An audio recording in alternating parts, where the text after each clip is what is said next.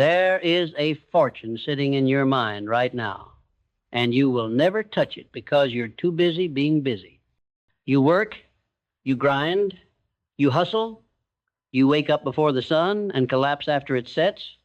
Your hands are calloused, your back aches, your paycheck comes and goes like breath, and still you are broke.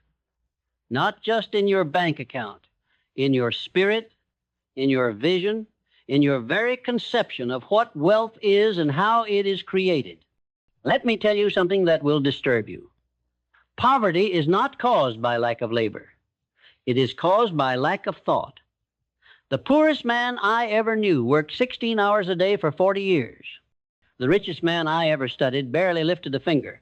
The difference between them was not effort. It was direction. It was purpose. It was the deliberate use of the mind as an instrument of creation rather than a tool of survival. You have been lied to. You have been told that hard work is the key to riches. It is not. Hard work without definiteness of purpose is nothing more than motion. And motion without direction is just another word for wandering. You are wandering. Most people are. They drift through life like leaves in a stream, carried by circumstances, tossed by opinions, shaped by fear. They have no chief aim, no burning desire, no plan. And so they get exactly what they planned for. Nothing. I spent 20 years studying the most successful men of my time. Andrew Carnegie, Thomas Edison, Henry Ford, John D. Rockefeller. These men did not stumble into wealth. They did not work harder than the factory laborers or the farmers or the clerks. They worked smarter. They worked with purpose. They understood a principle that escapes 98% of the human race. Riches begin in the mind, not in the muscles. You think wealth is something outside of you, something you chase, something you earn, something you deserve if only you sacrifice enough. That is the thinking of a slave. Wealth is not out there. It is in here. It is a mental state before it becomes a physical reality. Every fortune ever accumulated began as a thought in someone's mind. Every business, every invention, every empire, it all started as an invisible idea that someone believed in so fiercely that they refused to let it die. But you do not believe, not really. You wish, you hope, you dream in the shallow waters of fantasy, but you do not possess that white-hot burning desire that transforms thought into action. You want money, yes, but do you want it the way a drowning man wants air? Do you want it so badly that you would give up every distraction, every excuse, every comfortable lie you tell yourself about why you have not yet succeeded? I doubt it. Because if you did, you would already be rich. Let me tell you about desire. Real desire. Not the weak, flickering want that dies at the first sign of difficulty. I mean the kind of desire that consumes you, that wakes you in the night, that follows you through every waking hour, that turns obstacles into fuel and rejection into motivation. When Thomas Edison set out to create the electric light, he did not wish for it, he did not hope for it, he decided he would have it. And then he acted on that decision with a persistence that borders on insanity. 10,000 experiments, 10,000 failures. And he did not quit. He did not slow down. He did not question whether it was possible. He knew it was possible because he had already created it in his mind. The physical manifestation was just a matter of time and persistence. That is the difference between you and the wealthy. They see the thing first in their imagination. They build it there. They live with it. They refine it. They believe in it with such intensity that their subconscious mind accepts it as fact. And once the subconscious accepts an idea as true, it begins to work day and night to bring that idea into reality. It attracts opportunities. It sharpens perception. It creates what others call luck. But there is no luck. There is only preparedness meeting opportunity. And preparedness begins with thought. You are not prepared. You do not even know what you want. Oh, you say you want money, but that is vague. That is powerless. Desire without a definite object is just noise. How much money? By when? For what purpose? Through what means? You cannot hit a target you cannot see. You cannot arrive at a destination you have not chosen, and yet you expect wealth to find you while you wander aimlessly through life, reacting to whatever comes your way. Here is what you must do. You must decide, not tomorrow, not when conditions are right, not when you feel ready.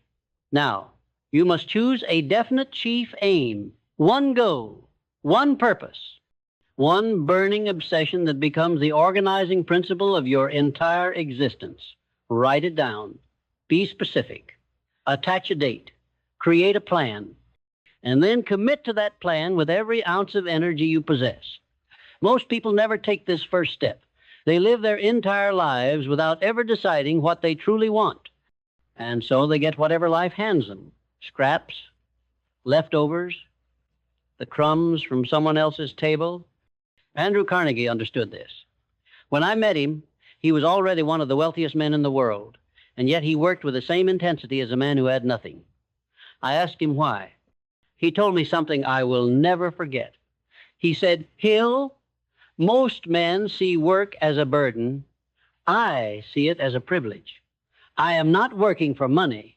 I am working to prove what the human mind is capable of when it is focused on a single objective. That is the mindset of wealth. Not scarcity, not survival, but creation, expansion, growth. You are thinking small. You are thinking in terms of getting by, paying bills, making ends meet. That is poverty thinking. And poverty thinking produces poverty results. You must expand your mind. You must see yourself as someone capable of great things, not because you are special, but because every human being is special. Every mind has within it the potential for genius. The difference is activation. Most minds lie dormant. They are never challenged, never stretched, never forced to rise to their full capacity. Fear holds you back. Fear of failure, fear of criticism, fear of what others will think, fear of trying and falling short. Let me tell you something about fear. It is a liar. It is a phantom. It exists only in your imagination, and yet it controls you.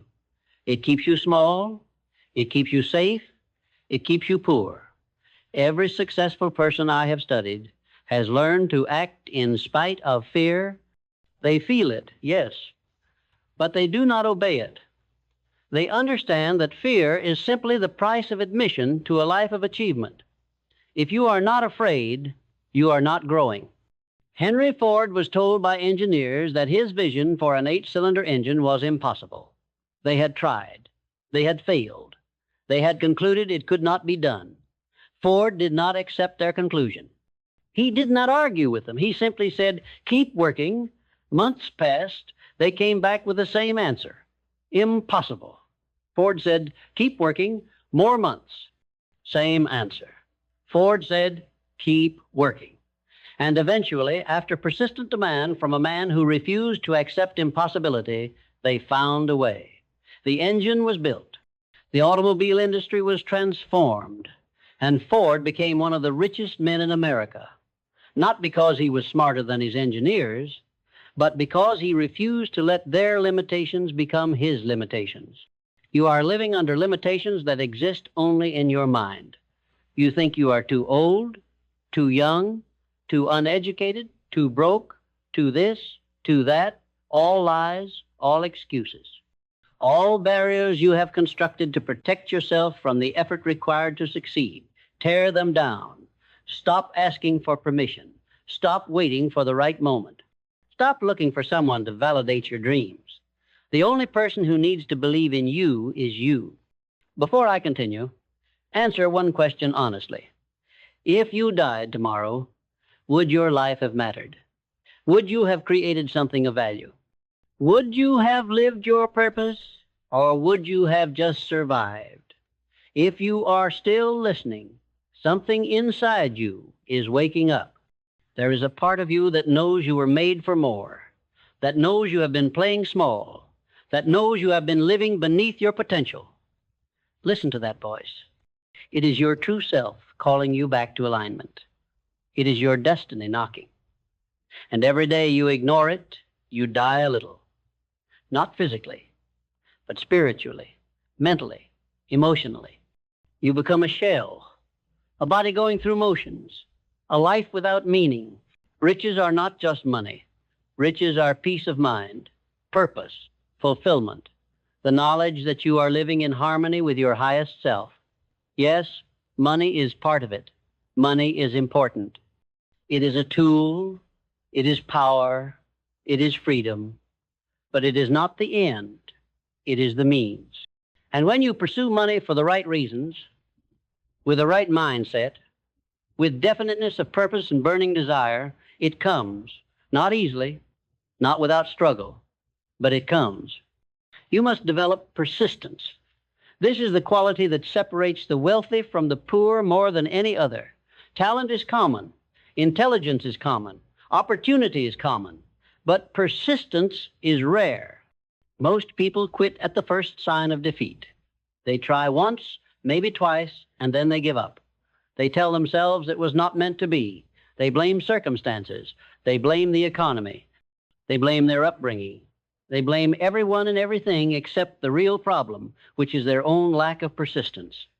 Let me tell you about a man I knew. He failed in business 7 times. 7 times he lost everything. 7 times he had to start over. Most men would have quit after the second failure, but not this man. He understood something most people never learn. He understood that every failure is a lesson. Every defeat is feedback. Every setback carries within it the seed of equal or greater benefit. And so he kept going. He adjusted, he learned, he refined his approach, and on his 8th attempt, he succeeded. He built a fortune. He became a respected leader in his industry. And when people asked him how he did it, he said, "I simply refuse to quit." That is the secret. It is not complicated. It is not mystical. It is brutally simple. You decide what you want. You create a plan. You act on that plan with persistence. You adjust when necessary. But you never, ever quit. You keep going until you succeed or until you die trying. That is the only way. There is no shortcut. There is no hack. There is no magic formula. There is only decision, desire, and relentless action. Your mind is the most powerful tool you possess, but you treat it like a dumping ground. You let any thought wander in. You accept suggestions from people who have never achieved anything. You listen to critics who have never tried. You allow fear and doubt to occupy the space where faith and certainty should live. You must take control of your mind. You must guard it like a fortress. You must choose your thoughts deliberately, carefully, intentionally. Autosuggestion is the tool. Every thought you think repeatedly sinks into your subconscious, and your subconscious does not judge. It does not question. It simply accepts and acts. If you tell yourself every day that you are broke, your subconscious will find ways to keep you broke. If you tell yourself you are unlucky, your subconscious will filter out opportunities and magnify obstacles. But if you tell yourself every day that you are destined for wealth, that riches are flowing to you, that you are a magnet for success, your subconscious will begin to align your actions, your perceptions, and your circumstances with that belief. This is not wishful thinking. This is science. This is the way the mind works. Every great achiever I have studied has used this principle, whether they knew it by name or not. They saw themselves as successful before they were successful. They felt the emotions of wealth before they had wealth. They acted with the confidence of a rich man even when they were poor. And gradually, inevitably, their outer world began to match their inner world. You think this is too simple. You think there must be more to it. There is not. The principles of success are simple. It is the application that is difficult. It requires discipline. It requires faith. It requires persistence. It requires you to go against the grain of popular opinion. It requires you to believe in yourself when no one else does. It requires you to keep moving forward when every external indicator says stop. Most people cannot do this. They lack the mental fortitude.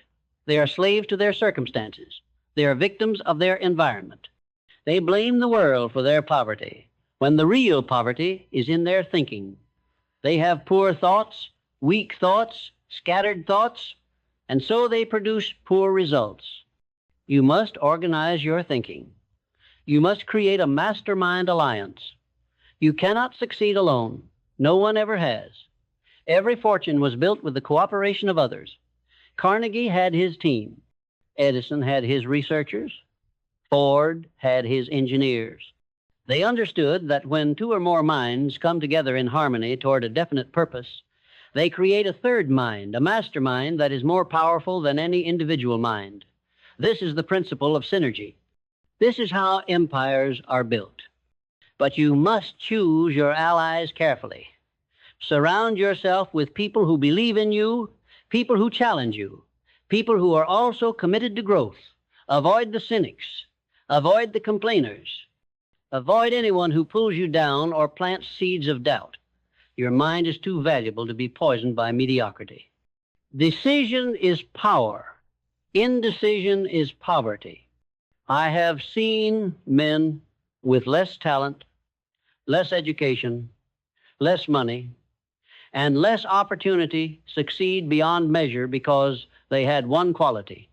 They could make a decision and stick with it. They did not waffle. They did not second guess. They did not wait for perfect information. They decided, and then they committed fully to that decision.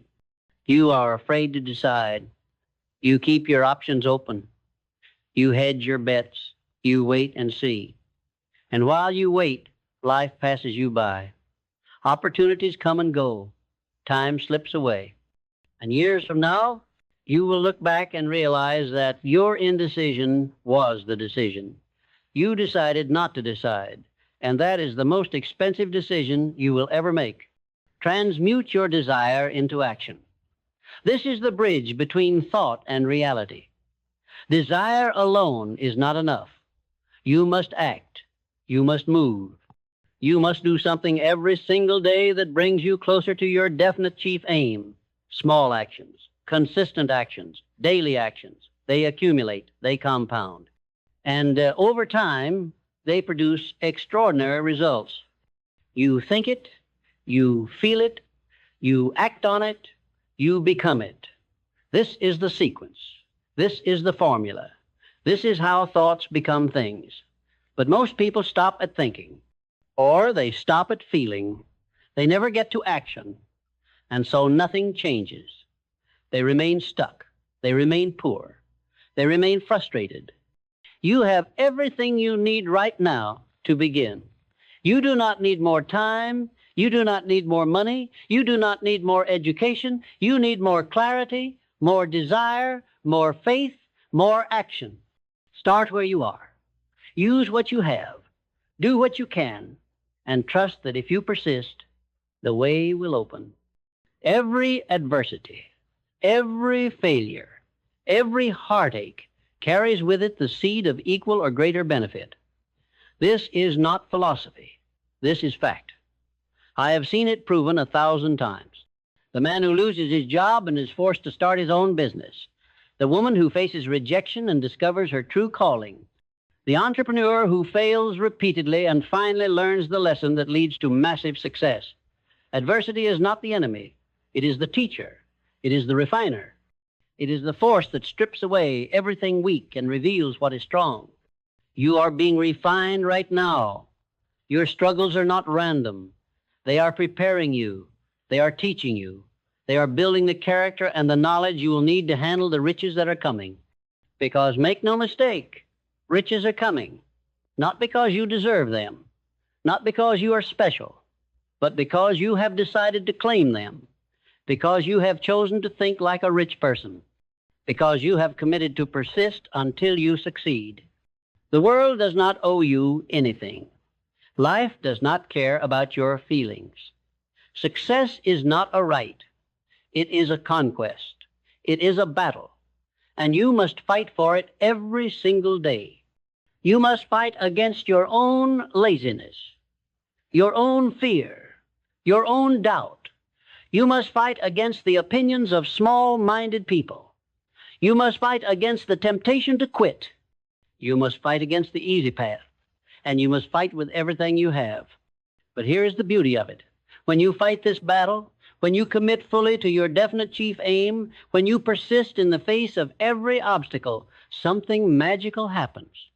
You become a different person. You grow. You expand.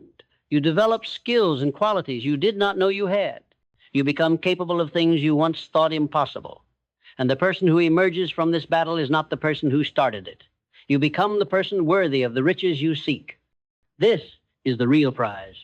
Not the money, not the success, but the person you become in pursuit of the money and the success. That is what lasts. That is what matters. That is what makes life worth living. You are standing at a crossroads right now. One path is familiar. It is the path of drift, of mediocrity, of unfulfilled potential, of looking back with regret. The other path is unknown.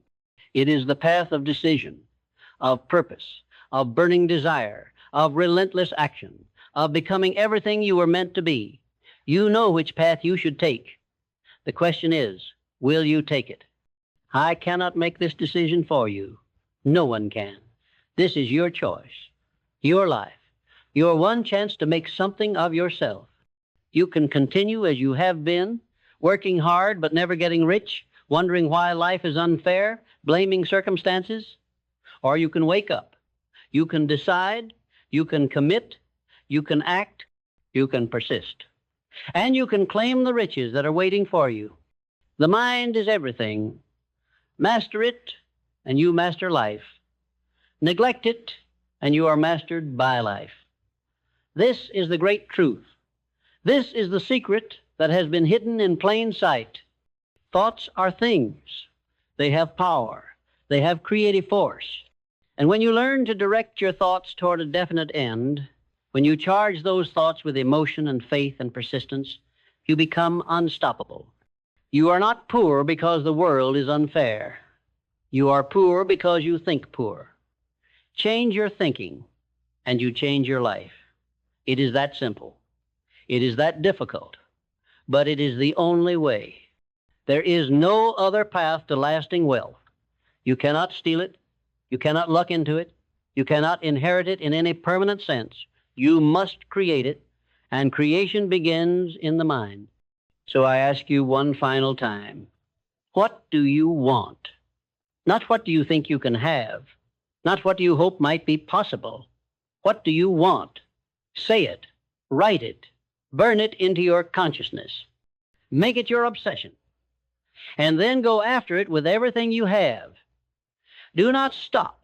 Do not slow down. Do not look back.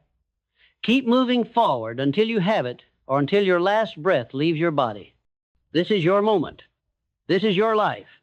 This is your one shot at greatness. Do not waste it. Do not settle.